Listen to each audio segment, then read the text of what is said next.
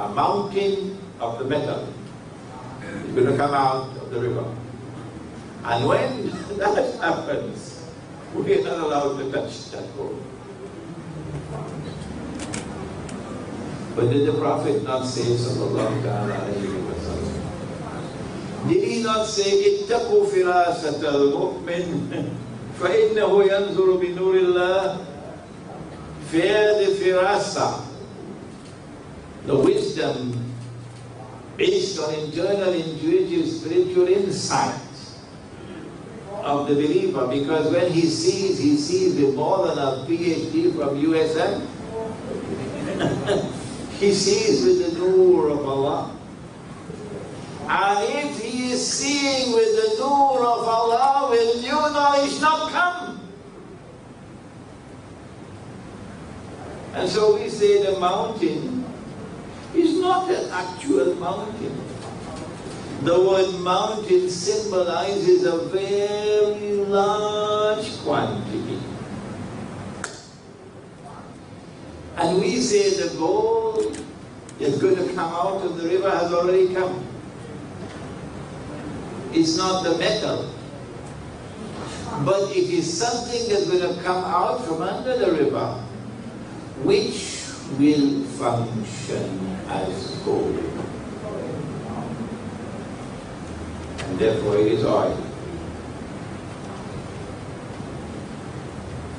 The oil has come out from underneath the river, that entire basin. All the oil of Saudi Arabia is right there, this side of the sea. Kuwait, Abu Dhabi, Iraq, Iran, all of it right there, by the river Euphrates. So we say it is oil. And we say that mountain of gold has already come, the oil is already here. And we say that there are two reasons why he does not want us to touch that oil. Two reasons. But before we explain the two reasons, he said that people are going to fight over that oil. And 99 out of every 100 will be killed. You don't need a PhD in military science to understand. The conventional wars don't kill 99 out of every 100. No. So he's saying that you're going to have something like nuclear war, which kills 99 out of every 100. And so the battle that is now taking place in that region of the world, we can close our eyes and tell you it's going to lead to nuclear warfare. Because of this hadith. When nuclear warfare takes place, provoked by the Zionists, unleashed by the Zionists, I want to warn the Jews that mankind is going to hate you. The tide is going to turn against you all over the world. When millions and millions and millions are killed because you are unleashing these wars. Now let's go back. Don't touch that gold. One reason why we should not touch that gold has been with us for the last 40 years, but we didn't see it, including me. Including me. The other reason why we should not touch that gold is about to be understood.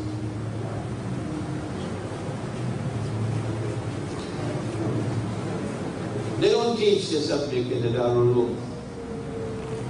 So our ulama have no knowledge of this subject.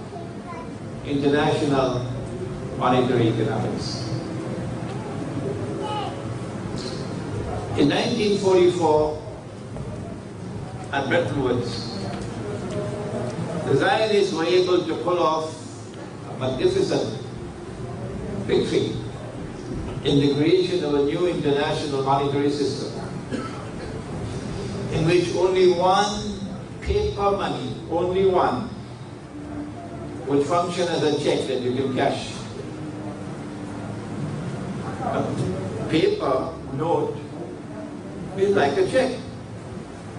I owe you some money, so I write out a statement and I sign. Well, it's a legal document, provided I can cash it.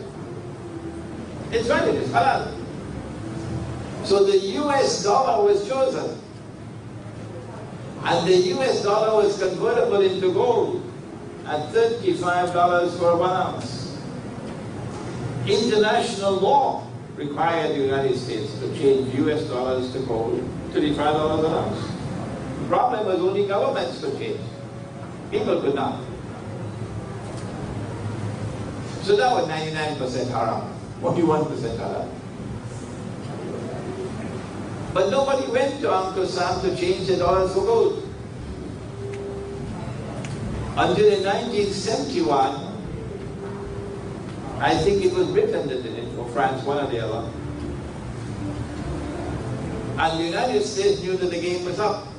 We didn't have enough gold for all the paper we printed. It's like writing checks and you don't have the money in your account. You go to jail for that. So what the United States did in September 1971, and they have explained this here in Bhutan in the past, was to repudiate Bretton Woods and the International Monetary Fund. Try out. The US dollar is no longer convertible into gold. Well, if the US dollar is not convertible into gold, and we printed too many US dollars, so we don't have the gold to back it, what's going to happen? People are going to realize that this paper is very weak, and they will start turning away from it, and the US dollar is going to keep on falling and falling and falling in value like the Bangladeshi taka. So the United States needed something to replace the gold. And guess what they did? After, of course, assassinating King Faisal. In 1975, just after Faisal was assassinated, and the Saudis learned their lesson, you don't step on Uncle Sam's toes anymore. The Saudis agreed. And then they got the rest of the Arab producing countries to agree that we're going to use oil as gold. Meaning, nobody can buy oil without paying for it with US dollars. So whereas the US dollar had a backing of gold before, it's now backed by oil. Since 1975. And so the US dollar became known since 1975 as the petrodollar. This is the hadith. But nobody could understand it until today. If we had understood this hadith, no Muslim with love for Muhammad alayhi salatu wasalam would ever touch a US dollar. Because he said the believers must not touch it. If we had understood this hadith, no Muslim would have touched the US dollar. And then we could recognize the Saudis for what they are, traitors. Saudi Arabia today is Israel's most strategic ally in the world. And the Saudis and the Israelis are working together to bring down Uncle Sam. Oh yes, that's what's happening now. So that's the first reason why he said don't touch that gold. The second reason we're about to understand now. The second reason is coming now. Don't touch that. Oil. What they did was, the Zionists, wherever in the world oil was discovered, they wanted to control it. They must have control over it. So when Dr. Muhammad Masadik, I'm taking too much time, only a few more minutes, nationalized Iranian oil in 1952, the CIA organized a coup d'etat to bring it down so they could recover control over the oil. They invaded Iraq to take control of Iraqi oil. They've taken control of Libyan oil. They've always had control over Saudi oil. They want control over Iranian oil. Why do the Zionists want to control all the oil of the world? Why? Why is it it's only a matter of time before Hugo Chavez is taken over in Venezuela? Why? Because when Israel takes over from the United States as the next ruling state of the world, and that's tomorrow's analysis, Israel wants to control all the oil. And when the US dollar collapses and brings down all the rest of the money in the world with it, not so much the hard currency like the Singapore dollar and the Australian dollar, but the Bangladeshi taka, the Pakistani rupee and the Indonesian rupee and the Egyptian pound and so on, and the Turkish lira, then suddenly all of these masses of people are going to be much poorer than they already are. With the collapse of money. Your Pakistani rupee will be falling in value so fast that one loaf of bread will change price 4 times during the day. It has happened many times in history. Runaway inflation. If we were not using this bogus, fraudulent, haram paper money, we'd never know inflation. Not with gold and silver. And so now you are much poorer than you were before. But the price of oil has gone up 4, 5, 10 times. And Israel controls the oil. But you need the oil. Because you walked into the trap. Blind, because you didn't have ulama. No. Your Darul Ulooms were not producing ulama. And so you walked into the trap. Your entire transportation system now is dependent on oil. Everything that moves is dependent on oil except bicycle. Thank Allah, finance still has some bicycle rickshaws. Your agriculture is dependent on oil, fertilizers. Your manufacturing is dependent on oil, your factories.